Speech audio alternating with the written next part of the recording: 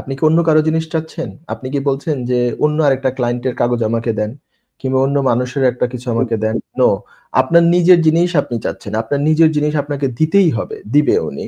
আপনার নিজের জিনিস পাওয়ার সম্পূর্ণ অধিকার আপনার প্রশ্ন যেটা আপনি করেছেন হোয়াটসএভার সেই প্রশ্নের উত্তর দিতে গিয়ে যদি আমার বিরুদ্ধেও চলে যায় কোনোভাবে, I am happy to do that. আমি প্রশ্নের উত্তরটা আমি মানে সততার সাথে দিতে চাই। শুভ দর্শক মণ্ডলী, আসসালামু আলাইকুম। বিজ্ঞাপন বিরতির পরে আবার ফিরে এলাম legal advice by M Selim অনুষ্ঠানে। আমি solicitor Mohammad Selim. Next caller কে আছেন? আপনার প্রস্তুতি করুন প্লিজ। আসসালামু আলাইকুম ভাই। আমি ধন্যবাদ জানাচ্ছি আপনাকে। আপনার প্রোগ্রাম থেকে অনেক উপকৃত হচ্ছি আমি এবং অনেক ধন্যবাদ ভাই, ধন্যবাদ, থ্যাংক ইউ।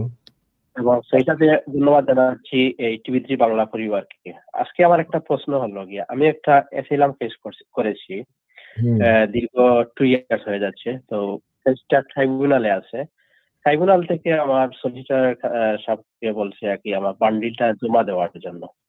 তো সলিসিটর সাহেব আমার একটা এক্সপার্ট রিপোর্টের জন্য ওয়েট করতেছেন। অলরেডি টাইম একবার এক্সপায়ার হয়ে গেছে, যে এক্সটেনশন টাইম নিছেন ট্রাইব্যুনালের, এটা একবার এক্সপায়ার হয়ে গেছে। এখন আবার উনি এক্সটেনশনের জন্য বলছেন অ্যাপ্লাই করবেন। এখন আমি জানি না উনি করছেন কি করেন নাই। তো আমি বলেছিলাম বলে এই ট্রাইব্যুনাল থেকে যে ইমেল আসে, এই ইমেলটা আমাকে দেওয়ার জন্য বা কোন একটা প্রুফ কপি আমাকে দেওয়ার জন্য, যাতে আমি দেখতে পারি এক্সটেনশন নেই।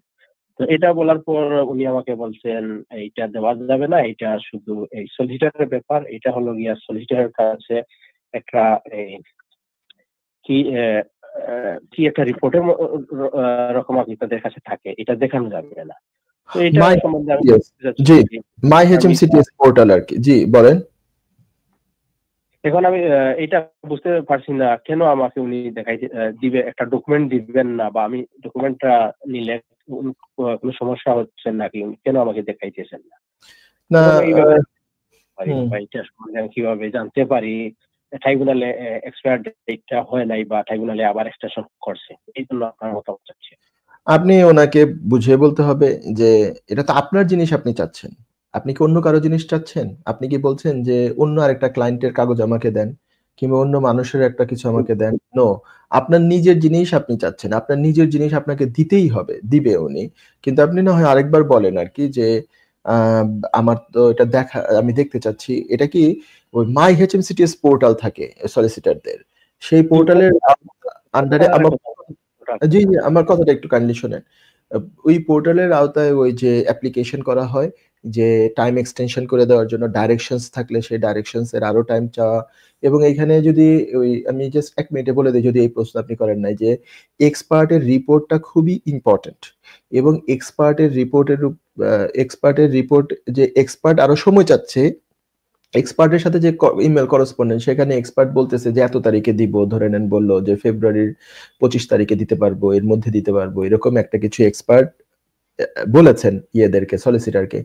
ওই ইমেলের একটা কপি সাথে দেওয়া যেতে পারে অ্যাজ এন এভিডেন্স যে আমরা এক্সপার্টের সাথে কমিউনিকেশনে আছে এবং এক্সপার্ট তার প্রপার মানে ডিটেল রিপোর্ট দেওয়ার জন্য তার এতটুকু সময় দরকার, এবং এই এক্সপার্ট রিপোর্টটা very crucial for our appeal. তো এইটার জন্য আমরা সময় চাচ্ছি, এতদিন পর্যন্ত আমাদেরকে সময় দেওয়া হোক। তো এইটা ওইভাবে অ্যাপ্লিকেশন করা হয়। অ্যাপ্লিকেশন নিশ্চয়ই হয়তো উনি করেছেন। তো এটা জাস্ট কি করতে হবে, মাই HMCTS লগ ইন করে আপনার ওই পেজ থেকে জাস্ট সিম্পলি ওটা ডাউনলোড করে কিংবা স্ক্রিনশট নিয়ে বা PDF এ সেভ করে আপনাকে প্রিন্ট করে দিয়ে দেওয়া, আপনাকে বা এটা PDF এর একটা কপি আপনাকে ইমেল করে দিয়ে দেওয়া। এই তো সিম্পল কাজ। এবং এটা তো আপনার নিজের জিনিস আপনি চাচ্ছেন। আপনার নিজের জিনিস পাওয়ার সম্পূর্ণ অধিকার আছে। যেমন হোম অফিসে আমাদের কোন এক ক্লায়েন্টের বা আপনার যদি কোনো প্রিভিয়াস ইমিগ্রেশন রেকর্ড বা হোয়াটসএভার কোনো কিছু থাকে, আমরা এই যে সাবজেক্ট অ্যাসেস রিকোয়েস্টের মাধ্যমে ওটা চাই না, তারপরে ওটা তারা পাঠায় না। পুলিশের কাছে থাকলে আমরা চাই, কিংবা যে কোনো অথরিটির কাছে থাকলে আমরা চাই। আপনি TFL এর কাছে চাইতে পারেন, আপনার কোনো এই মানে ফাইল ওদের কাছে থাকলে সেটার একটা কপি চাইতে পারেন, এবং তারা এটা দিতে বাধ্য। এটা ডাটা প্রোটেকশন অ্যাক্টের আওতায়, এটা তারা দিতে বাধ্য। তো সলিসিটর সাহেব তো আপনার জন্য এখন অ্যাক্ট করতেছেন নিজে এখন। তো এই মুহূর্তে আপনার কেসও উনি করতেছেন, চলতেছে। তো আপনার সেই সম্পূর্ণ উইথ ডিউ রেসপেক্ট, আমি কোনো কারো বিরুদ্ধে কিছু কথা বলছি না, আমি যেটা নর্মালি যেটা ল, যে লয়ের ল আপনাকে পারমিট করে আপনার জিনিস পাওয়ার, আমি সেটা বলছি। আমি কারো এগেইনস্টে না, কারো এবং আমি যেটা বলবো এটা যদি কারো এগেইনস্টে চলে যায় তাহলে আমার আর কিছু করার নাই। কারণ আমি তো আইনে যা আছে আমি সেটাই বলবো আপনাকে। আপনি আমাকে ফোনে প্রশ্ন ছুড়ে দিয়েছেন। আপনাকে আমি চিনিই না একেবারে। কোনোদিনও দেখি না। এখানে চেহারা দেখে আমরা উত্তর দেই না। কিন্তু আপনার প্রশ্ন যেটা আপনি করেছেন হোয়াটসএভার, সেই প্রশ্নের উত্তর দিতে গিয়ে যদি আমার বিরুদ্ধেও চলে যায় কোনোভাবে, I am happy to do that. আমি প্রশ্নের উত্তরটা আমি মানে সততার সাথে দিতে চাই। এইটুকু হলো আমার পজিশন। তো আপনার প্রশ্নের উত্তরে হচ্ছে যে এটা আপনার প্রাপ্য। আপনি ওনাকে একটু বুঝিয়ে বলেন। আমি বলি না যে আপনি আপনার সলিসিটরের সাথে ঝগড়াঝাটি শুরু করে দেন। ওনাকে বুঝিয়ে বলেন যে আমি মনের স্যাটিসফ্যাকশন এর জন্য চাচ্ছি কিংবা আমার রেকর্ডের জন্য চাচ্ছি। আমাকে দিলে খুব উপকার হতো। এটা আবার বলা দরকার না যে আমার পুরো অধিকার আছে, আমি ডাটা প্রোটেকশন অ্যাক্টের আওতায় চাচ্ছি, আমার জিনিস আমি চাচ্ছি, দিবেন না কেন, কেন দিবেন না, এগুলো না। মানুষের সাথে মানুষ ভালোভাবেই বলবে, ভালোভাবেই মানুষের সাথে মানুষ মানে আরেক পার্টি যে সেও ভালো রিঅ্যাক্ট করবে, আপনাকে আপনার জিনিসটা সুন্দর করে যাতে দিয়ে দেয়। আপনি বললেন যে আমার খুব সুন্দর দরকার, আর আমি আপনাকে জাস্ট বললাম যে আপনার অধিকার আছে পাওয়ার, কারণ আপনি আপনার জিনিস চাচ্ছেন। আপনার অধিকার নাই অন্য কারো জিনিস চাওয়ার, চেয়ে পাওয়ার, বা উনি আপনাকে অন্যের জিনিস দিবেন না। এটাই ডাটা প্রোটেকশন অ্যাক্ট, এটাই হচ্ছে জিডিপিআর। কিন্তু কিন্তু আপনার জিনিস তো আপনাকে উনি দিবেন, তা আপনি চান দিয়ে দিবেন ইনশাল্লাহ। আশা করি প্রশ্ন তো পেয়ে গেছে। যুক্তরাজ্যের ভিজিটর ভিসা নিয়ে দুশ্চিন্তা? আপনার আত্মীয় বা বন্ধুর ইউকে ভিজিটর ভিসা রিফিউজড হয়েছে? আপনি কি জানেন হোম অফিসের এই সিদ্ধান্তের বিরুদ্ধে জুডিশিয়াল রিভিউ করা যেতে পারে? উইলডেন লিগ্যাল সলিসিটরস নিয়ে এলো ইউকে ভিজিটর ভিসা রিফিউজালের বিরুদ্ধে নো উইন নো ফি বেসিসে জুডিশিয়াল রিভিউ করার ব্যবস্থা। জি, ঠিকই শুনেছেন, নো উইন নো ফি।